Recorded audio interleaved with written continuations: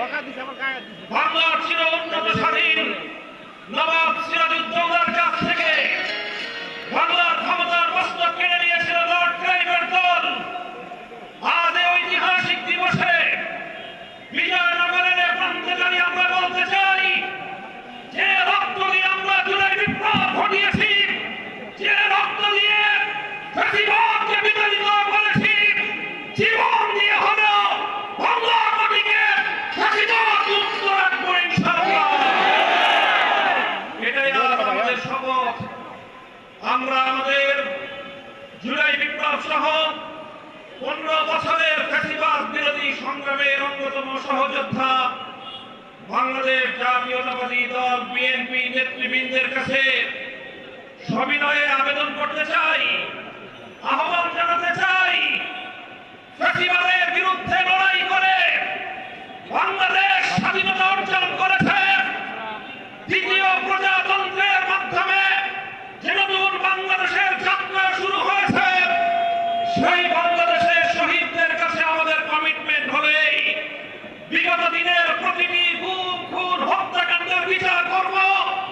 আমরা বিচার করব 2009 সালের পিলখানা ট্র্যাজেডির, আমরা বিচার করব আল্লামা দেলোয়ার হোসেন সাইদিকে মিথ্যা মামলা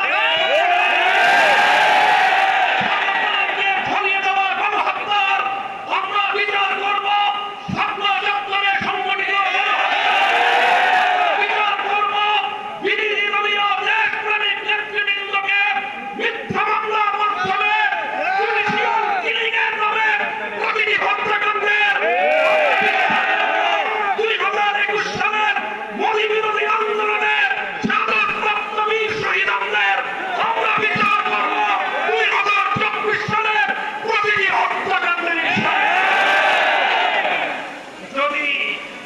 যদি বিএনপি এই বিচার হত্যাকাণ্ডগুলোর যথাযথ বিচার করতে না পারে, আগামী বাংলাদেশের কাঠগড়ায় বিএনপিকে আসামির কাঠগড়ায় 24-এর বিপ্লব পরবর্তী বাংলাদেশে বাংলার তরুণদের হৃদয়ের স্পন্দন, বাংলাদেশের কিংবদন্তি তরুণ নেতা শরীফ ওসমান হাদিকে হত্যা করে হত্যাকারীরা ভারতে গিয়ে জামাই আদালে প্রতিপালিত হচ্ছে।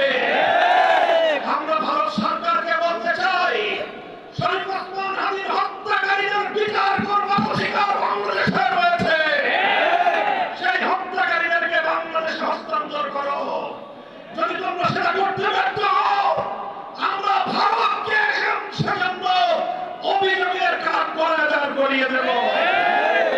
আমার আখেরি পয়গাম, যেই ফ্যাসিবাদ বিতাড়িত হয়েছে, সেই ফ্যাসিবাদ আর বাংলাদেশে পুরনো রূপেও ফিরবে না, নতুন রূপেও ফিরতে আমরা দেব না। আমরা বলতে চাই, জুলাই বিপ্লবের চেতনাকে সমুন্নত রাখতে জুলাই জাতীয় জাদুঘর অন্তর্বর্তীকালীন সরকারের আমলে যে জাতীয় জাদুঘর প্রতিষ্ঠিত হয়েছে, যার আয়োজন সম্পন্ন হয়েছে